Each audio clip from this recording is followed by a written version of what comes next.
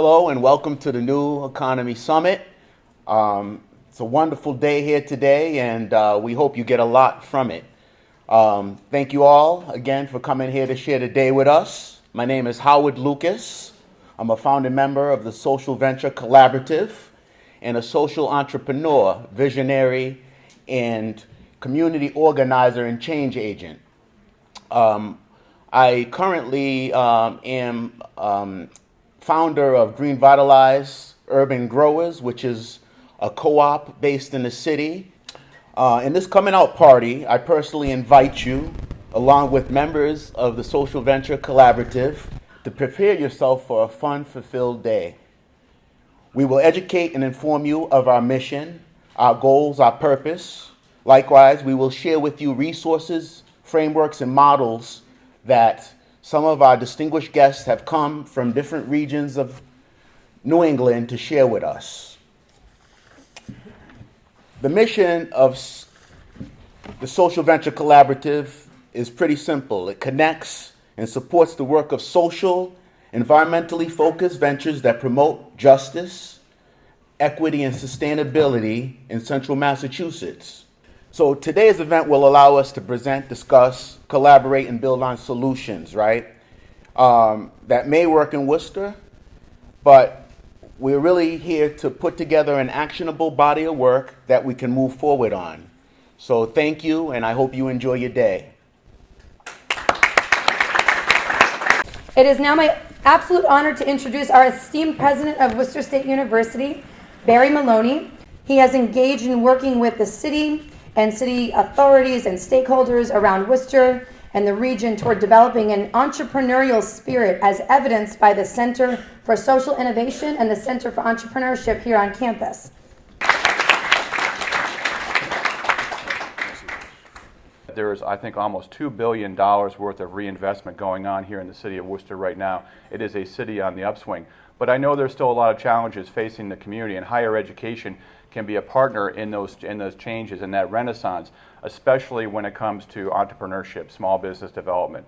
I was recently at a conference where it talked about the communities that do this really well, have a very well thought out, formulated strategy on how to infuse small business development and how to infuse immigrants into that small business development plan. Cities like Houston, Texas have done this really, really well. Cities in New England, we're emerging. We got to get there. We got a long way to go, but I think that's where the higher ed community certainly can help. And the entrepreneurial spirit here has caught on campus as well. Several of our recent graduates, and let me just recognize a few, have been involved in what we call small business development or entrepreneurship, either on the business side or on the social entrepreneur side. On the social entrepreneur side, our Thriving Enactus chapter on campus works very closely with Cafe Reyes and the Hector Reyes House, combining their desire to assist with the substance abuse recovery mission of the house while developing business skills. And as one writer of this partnership put it, our group is eager to teach and the other is eager to learn, although exactly who is teaching and who is learning is sometimes not that straightforward. The students are putting together a human face with what they learn in the classroom, empowering the Reyes House residents with basic life skills, creating and presenting lessons on how to find a job, on financial literacy, and how to reduce stress to keep them on the road to success. So again, thank you for selecting Worcester State as the destination for this conference, and I hope that you enjoy the day. And thank you so much for inviting me. More than ever, we need to think about a new system. In this climate where so many of us are really feeling a lot of fear, with the kind of hate mongering and the xenophobia and the kind of the over-the-top nationalism, scary times. I think a lot of us will feel stymied around work at the federal level. So I think we need a vision. We need to come together around a vision that is about solidarity and about caring for each other and celebrating the loving side of human nature.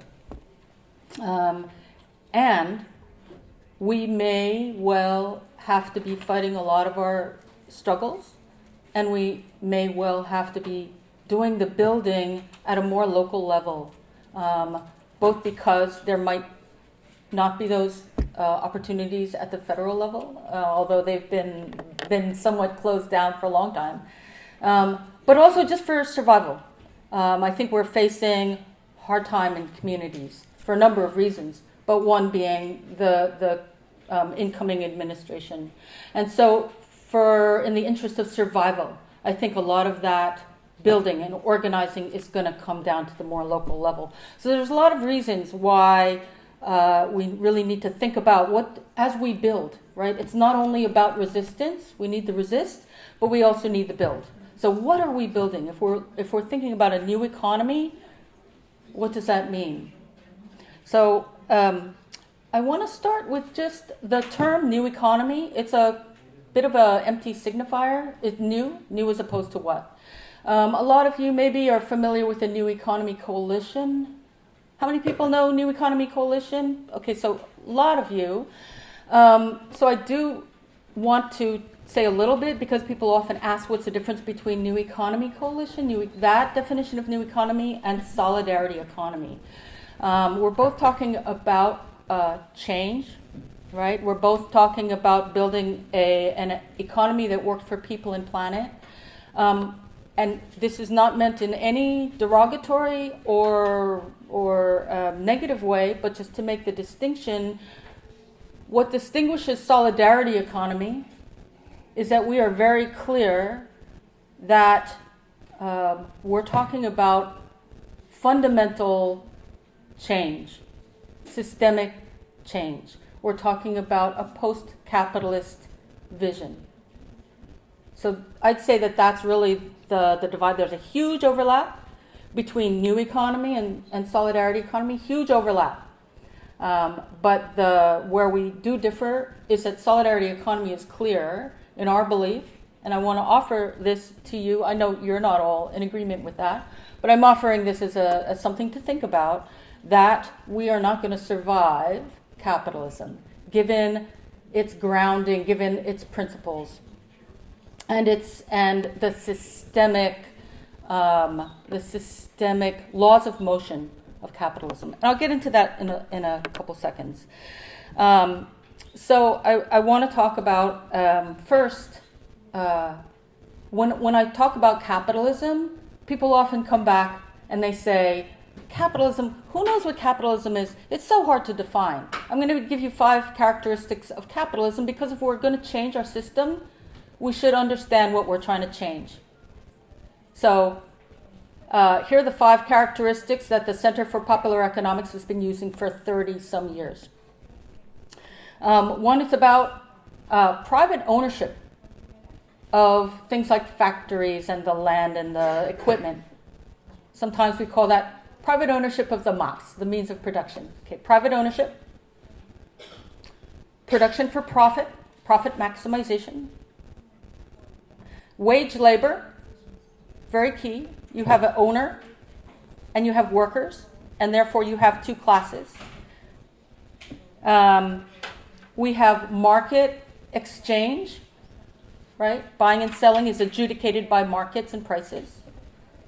And the 5th thing is commodification. So commodification means that you're producing for sale as opposed to use. So if you have a garden and you use your own, you grow your own fruits and vegetables and you give it to the neighbors, that's not a commodity. It's a commodity when you produce something for money. You put all that together, and that is capitalism. One thing alone does not make it capitalist. So, for example, there are a lot of people who think that, say, a cooperative is a capitalist enterprise, but it's not. It does operate in a market. It does seek to make a surplus or profit, but it doesn't have owner-worker. So it's not. So I wanted to paint that systemic picture that you need not just one. Markets alone are not a problem. Making some surplus or profits is not a problem, etc. But you put it all together, and there is this toxic drive for the system to grow and maximize profit. And not only is it deadly in terms of where we are, right? Where Donald Trump can say, yeah, I didn't pay taxes. That makes me a good businessman, right? When that is the value that's separated, there's something wrong with that. So we're talking about a fundamentally different system grounded in different values. Okay? And so that's what solidarity economy is about. Solidarity economy is a growing global movement, just to give you a sense of its expansion. There are 2 countries that have enshrined it in their constitution, Bolivia and Ecuador. There are a number of countries that have ministries or departments of solidarity economy, so France, Luxembourg, Brazil, to name a couple. There are many more countries that have national framework legislation to promote the solidarity economy. So the government is obliged to look for ways to support solidarity economy. The United Nations has an interagency task force to support the solidarity economy. The International Labor Organization runs an annual solidarity economy academy.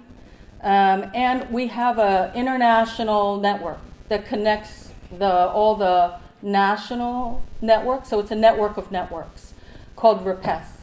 Okay, so what is solidarity economy? It's grounded in principles. And there are 5 that we use in the United States. It'll look a little bit different in different countries. But I'd say at the core, we really do have convergence. So the 5 we use in the United States are solidarity, democracy. So we're not only talking about democracy in elections, we're talking also about democracy in community and decision making, and democracy in the workplace. So this is why we very much embrace collective ownership of the workplace. So it might be a cooperative that's owned by workers, or it might be owned by the community in some way. Okay, so that's very important, the democracy. Sustainability. Equity. So we talk about equity in all dimensions. So race, class, gender, etc. I'll come back to that. And the last one is pluralism. So by pluralism, what we mean is it's not a one-size-fits-all model. We don't have a blueprint, and solidarity economy is not saying this is right, this is wrong. There are many paths to the same end of building a more just and sustainable economic system. And different things are going to work in different places, given history and politics and culture. So it's not like we have a line or a blueprint and that we're ideologically rigid. So those are the principles. And what solidarity economy does is it's looking out there in the world and looking for practices, enterprises, but also practices that align with these values. So, for example, an enterprise might be a co-op, but another practice might be participatory budgeting, right? One thing I want to pull out is that we really do put at the core the issue of equity. So welcome, this is the Inspiring Approaches panel, and we're going to be focusing on models across the New England region that are supporting social enterprise and those types of efforts. We're also going to talk about lessons learned and focus on how we can support the ongoing efforts here in central Massachusetts in the Worcester region. Ujima is based out of the Boston area, and it is a multi-stakeholder effort, emergent experiment with a number of political-based building organizations, new economy practitioners, co-op developers, financiers, co-ops themselves. The idea is once we have this array, this resource of community finance capital, and that means we have a little bit of power to say, what are the businesses that we want to support?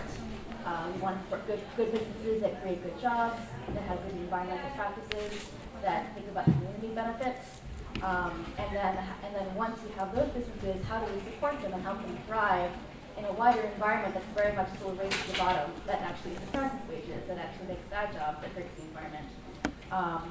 So part of the way that we hope to support them is through consumer organizing. We're not just investors, but we're also consumers. We can choose where our dollars go. And then also creating a network of technical assistance. So not just how do you run your business, but impact assistance. How do you run your business in a way that's helpful for the community? So this up here is not meant to be overwhelming, but I understand that it often is. And it's just kind of a representation of this ecosystem that is run according to solidarity economy values as opposed to neoliberal capital values that we hope that UGML will catalyze. Thanks. Hey everyone, my name is Ojala Naim with Reset in Hartford. We're a nonprofit organization that's focused on supporting impact-driven businesses launch, grow, or scale. Our focus is really to see more businesses tackling some of the problems that are popping up in their communities, trying to create solutions to some of the socioeconomic hurdles, especially in a city like Hartford, which is not too different from some of the challenges that we see here in Worcester.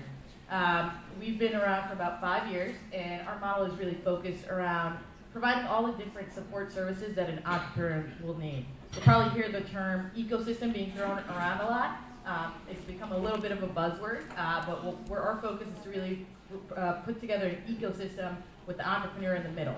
So we provide all sorts of services, maybe from business development, financial modeling, maybe through investment through some of our partnerships with venture funds in Connecticut, as well as national organizations like Kiva, who does micro-lending for early stage companies that are looking to launch a project.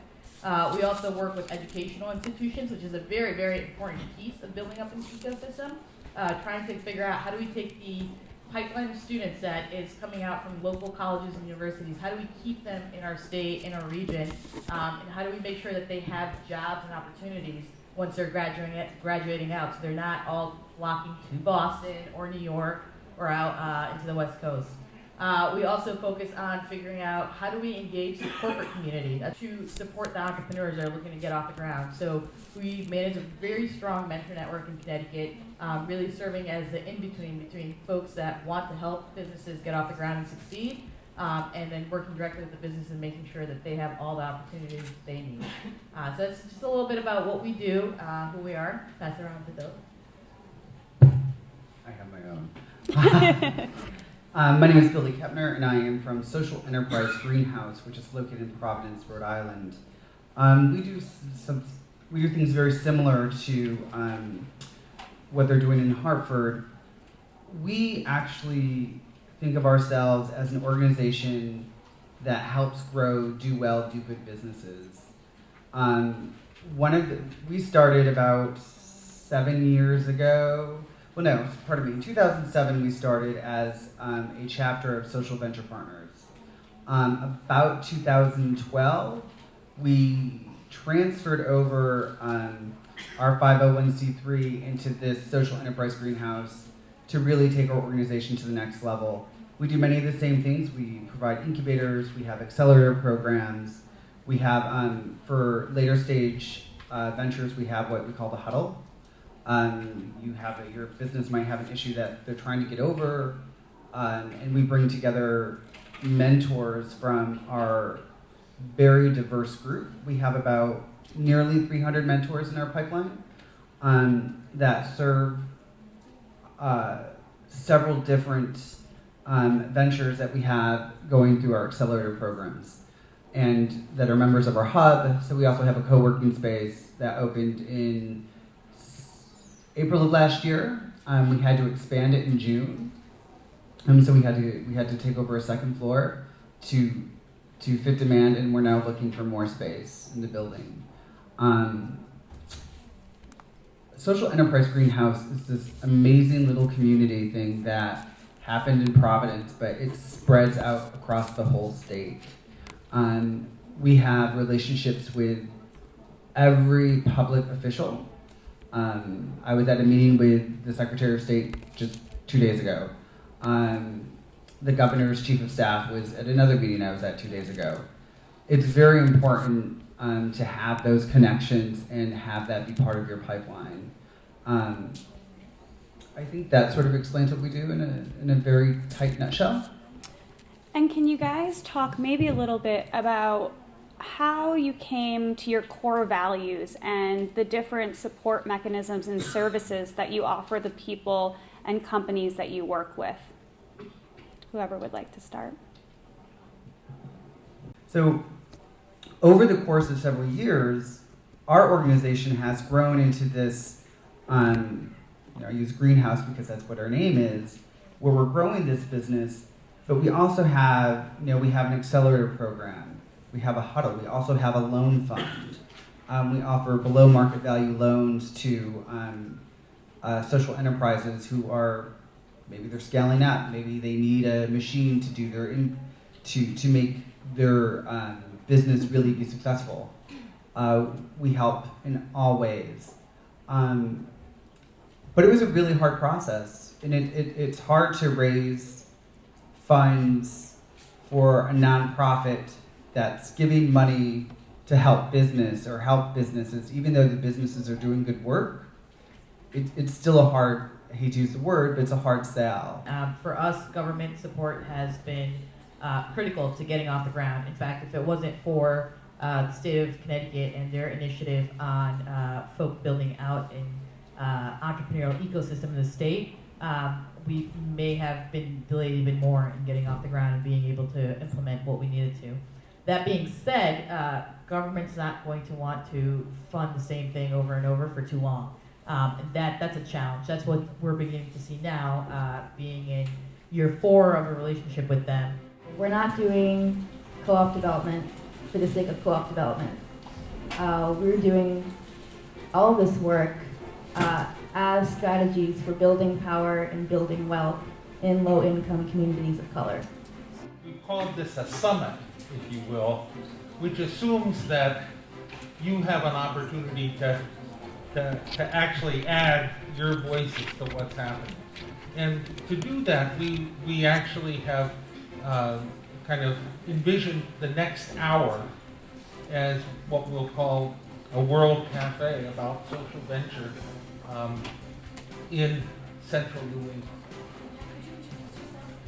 My name is Matt Johnson. I'm from Worcester State University. I'm the director of the Center for Social Innovation here, and my colleague. My name is Dania Flores, and I'm a local activist, and I also part of the Interpreters Co-op Access. So that we will have 3 rounds of questions. What are the challenges you see in developing a new economy and social ventures where you live and work?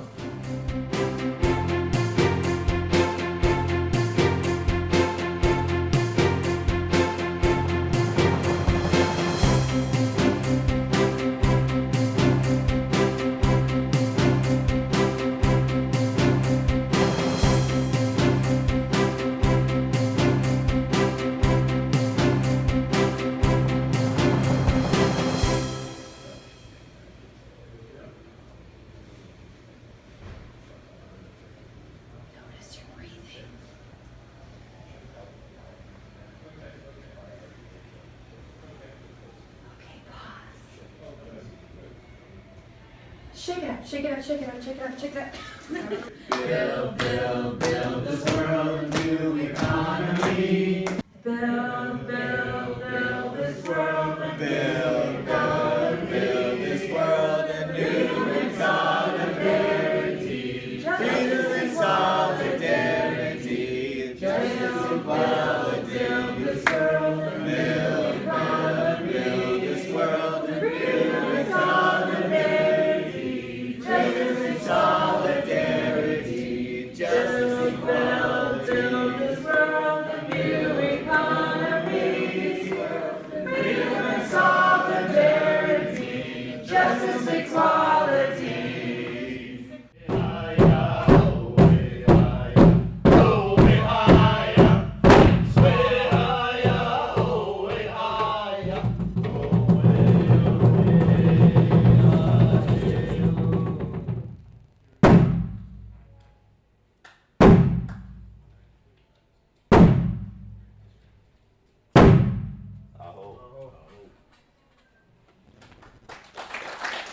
Brought you away.